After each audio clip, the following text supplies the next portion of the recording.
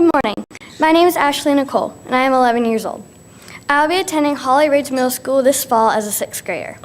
First, I would like to thank Biogen IDEC for inviting me to speak and for their generous contribution to the North Carolina Science and Engineering Fair.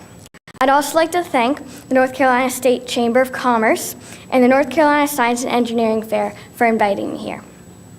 I have participated in the North Carolina Science Fair for the past 3 years and hope to become an astrophysicist someday. I am also a USAG gymnast and will be competing nationally this year. I take guitar, vocals, and piano and perform at the Museum of Art in Raleigh several times a year. I do summer swim team and I love chocolate. Sometimes it takes only a word to spark an imagination. That is truly what happened to me. In third grade, I was studying for my school's spelling bee, and I came across the word astrophysicist. I had no idea what it meant, so I looked it up. I found videos by a man named Dr. Neil deGrasse Tyson that were fascinating. Black holes, spaghettification, asteroids. I wanted to learn more. I asked my mom to buy me one of his books, The Sky is Not the Limit. I enjoyed the book so much and went on to read his other books, The Pluto Files and Space Chronicles. As the school's science fair approached, I knew I wanted to do the project in the field of astronomy. That is where having special teachers can really make a difference. Miss Wirtz was teaching us about the phases of the moon, and she made it so much fun that I started thinking about the craters and how they were formed. That first project, Bouncy Ball versus the Moon, took me all the way to the regional and state science fair where I won first place award in the elementary division. I had so much fun at the state science fair, and the whole experience made me want to meet Dr. Neil deGrasse Tyson so badly.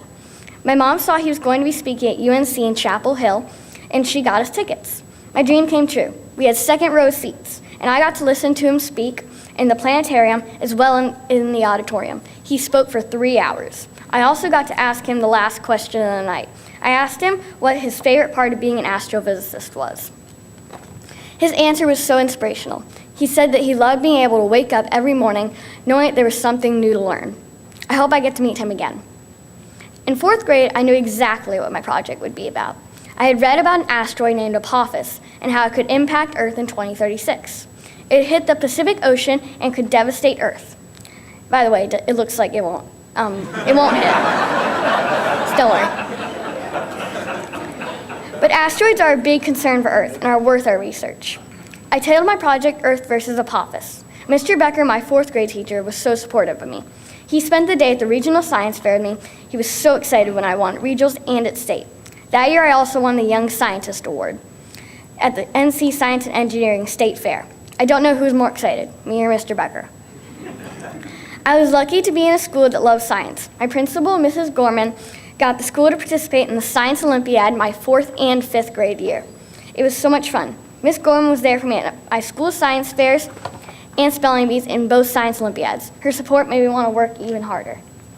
In fifth grade, we worked on physics in Mr. Mason's class. I loved learning about gravity. Mr. Mason had cool experiments for everything.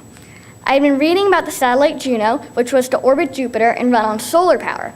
I wondered whether a satellite would need to travel at a faster around larger planets versus smaller ones.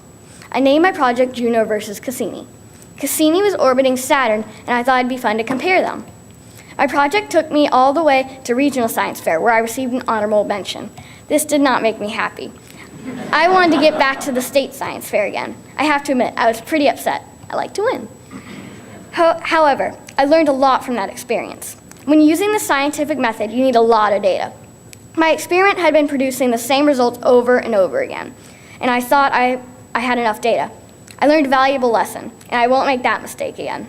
As I said, I was lucky to have great teachers. Miss Baldwin was my homeroom teacher, and her support for science fair and for Science Olympiad meant a lot to me. I wanted her to be proud. Even though I did not make it to the state science fair in fifth grade, I did catch the interest of the website Science Buddies. They had one of their scientists rework my project, and it is now listed as an astronomy project for kids all over the world to try. The new project is called Satellite Science. How does speed affect orbiting altitude? I am listed under the credits, and I'm pretty excited about this. Science Buddies also ended up writing an article on me. What does the science fair mean to me? In one word, it means fun. I love science experiments. I've been lucky to have teachers that show me how much fun science can be. When kids see science as fun, they want to participate in a science fair. When you participate in a science fair, you see that the possibilities are endless. The science fair helped open my eyes to see how much is undiscovered, and I can make a difference. I can grow up and help make our world a better place. I want to embrace my fascination with space. So last week, I went to Florida and spent the week at the Kennedy Space Center camp at Cape Canaveral. It was amazing. I have also participated in the Science Math Interactive Learning Experience camp at NC State several times, the Duke Tips Roller Coaster Mania camp on physics, and UNC's Sky Searchers camp at the Moorhead Planetarium. I hope someday to become an astrophysicist. I'm not sure what that will look like yet. Maybe an astronaut, I don't know. I am only 11 years old, and I have a lot to learn. I do know that the science fair has made a difference in my life. It has opened my eyes to a world I would have never known. In closing, thank you, Biogen IDIC, for your contribution to the science fair, and thank you, Governor McCrory, for your support of education and the North Carolina Science and Engineering Fair. Lastly, thank you, North Carolina Chamber of Commerce, for giving me the opportunity to speak.